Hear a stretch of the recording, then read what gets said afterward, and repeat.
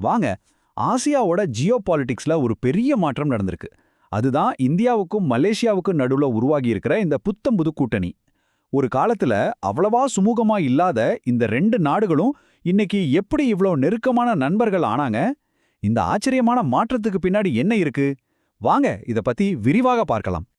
பாருங்க, நீங்க நினைக்கிற மாதிரி இது ஒரு சாதாரண டிப்ளமேட்டிக் மீட்டிங் இல்ல. ஆசியாவோட அரசியல் களத்துல இது ஒரு பெரிய கேம் சேஞ்சர்.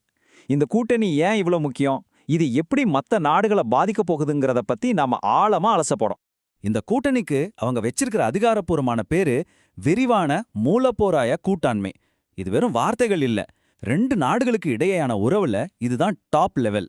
அதாவது பொருளாதாரம், பாதுகாப்பு, டெக்னாலஜின்னு எல்லா முக்கியமான விஷயத்திலையும் இனிமே நாங்க ஒன்னா சேர்ந்து தான் முடிவெடுப்போம்னு சொல்றாங்க. சரி, நேத்து வரைக்கும் சுமாரான உறவுல இருந்தவங்க எப்படி திடீர்னு இவ்ளோ க்ளோஸ் ஆனாங்க? இது ஒரே நாள்ல நடந்த மேஜிக் இல்ல. இதுக்கு பின்னால பல சுவாரஸ்யமான அரசியல் திருப்பங்கள் இருக்கு. அத பத்தி தான் இப்ப பார்க்க போறோம். கொஞ்ச வருஷத்துக்கு முன்னாடி வரைக்கும் இந்தியா மலேசியா உறவுல ஒருவிதமான குளிர்ச்சி தான் இருந்துச்சு. குறிப்பா மலேசியா அப்போ பாகிஸ்தான், ஈரான் மாதிரியான நாடுகளோட ரொம்ப நெருக்கமா இருந்துச்சு. காஷ்மீர்ல ஆர்டிகல் 370 நீக்கினப்ப கூட இந்தியாவுக்கு எதிரா கருத்து சொல்லியிருந்தாங்க. இந்த மாற்றத்தை நீங்களே பாருங்க. ஒரு காலத்துல இந்தியாவோட உள்நாட்டு விஷயத்துல தலையிட்டு விமர்சனம் செஞ்ச ஒரு நாடு இன்னைக்கு இந்தியாவோட மிக முக்கியமான ஸ்ட்ராட்டஜிக் பார்ட்னரா மாறி இருக்கு. பாகிஸ்தான் கூட இருந்த நட்பு இப்போ இந்தியாவோட பாதுகாப்பு ஒத்துழைப்பா மாறி இருக்கு. இது ஆசிய அரசியல்ல யாருமே எதிர்பார்க்காத ஒரு பெரிய ட்விஸ்ட். அப்போ இந்த புது அக்ரிமெண்ட்ல அப்படி என்னதான் ஸ்பெஷல்? இந்த கூட்டணியை இவ்வளவு உறுதியா தாங்கி பிடிக்கிற 3 முக்கியமான தூண்கள், அதாவது பில்லர்ஸ் என்னென்னன்னு இப்போ ஒன்னொன்னா பார்க்கலாம். முதல் மற்றும் மிக முக்கியமான தூண் பொருளாதாரம். எந்த ஒரு உறவுக்கும் பொருளாதாரம் தான் பேஸ்மெண்ட் இல்லையா? இங்க அந்த பேஸ்மெண்ட்டை ரொம்ப ஸ்ட்ராங்கா போட்டிருக்காங்க. இதுல ரொம்பவே முக்கியமான விஷயம் என்னன்னா, இனிமே ரெண்டு நாடுகளும் அமெரிக்க டாலரை நம்பி இருக்க போறதில்ல. அவங்க சொந்த கரன்சிலே வர்த்தகம் செய்ய போறாங்க. இது ரெண்டு நாட்டு பொருளாதாரத்துக்கும் ஒரு பெரிய பூஸ்ட். அது மட்டும் இல்லாம MICAன்னு ஒரு பெரிய பொருளாதார ஒப்பந்தம், பாமாயில் வர்த்தகம், ஏன் சினிமா தயாரிப்புல கூட சேர்ந்து வேலை செய்ய போறாங்க. ஓகே, அடுத்த பில்லர், இது ரொம்ப ரொம்ப முக்கியமானது, பாதுகாப்பு. ரெண்டு நாடுகளும் தங்களோட பாதுகாப்பை உறுதிப்படுத்திக்க இனிமே ஒன்னா சேர்ந்து செயல்பட முடிவு பண்ணியிருக்காங்க. இதன்படி இனிமே கூட்டு ராணுவ பயிற்சிகள் நடக்கும்.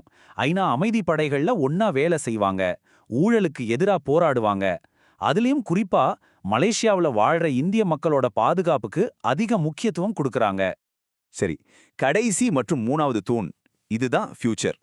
பொருளாதாரம், பாதுகாப்பு மட்டும் பத்தாது, எதிர்கால உலகத்தையே மாத்தப் போற டெக்னாலஜிலையும் நாங்க ஒன்னு சேர்றோம்னு சொல்றாங்க.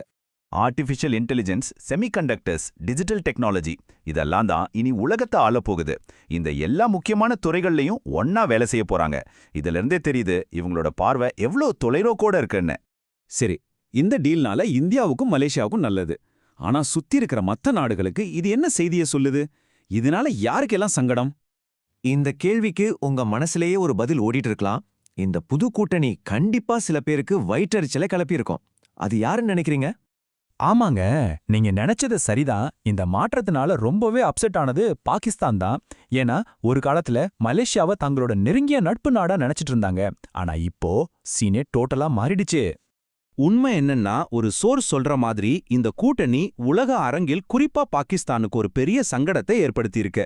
இது தெற்காசியா மற்றும் தென்கிழக்கு ஆசிய அரசியல்ல ஒரு புது அத்தியாயத்தையே தொடங்கி வச்சிருக்கு. சோ இந்த கூட்டணியோட எதிர்காலம் ரொம்பவே பிரகாசமா தெரியுது. பொருளாதாரம், பாதுகாப்பு, தொழில்நுட்பம்னு எல்லாத்துலயும் இந்த உறவு இன்னும் வலுவாகும்னு எதிர்பார்க்கலாம். ஆனா இப்போ ஒரு முக்கியமான கேள்வி எழும்புது. ஒருத்தருக்கொருத்தர் மரியாதை கொடுத்து ரெண்டு பேரும் சேர்ந்து வளரணுங்கிற கொள்கையை மையமா வச்ச இந்த இந்தியா மலேசியா மாடல் ஆசியாவில் மற்ற நாடுகள் உருவாக்க போற எதிர்கால கூட்டணிகளுக்கு ஒரு ரோல் மாடலா அமையுமா? இதுதான் இப்போ நம்ம முன்னாடி இருக்கிற $1 மில்லியன் கேள்வி.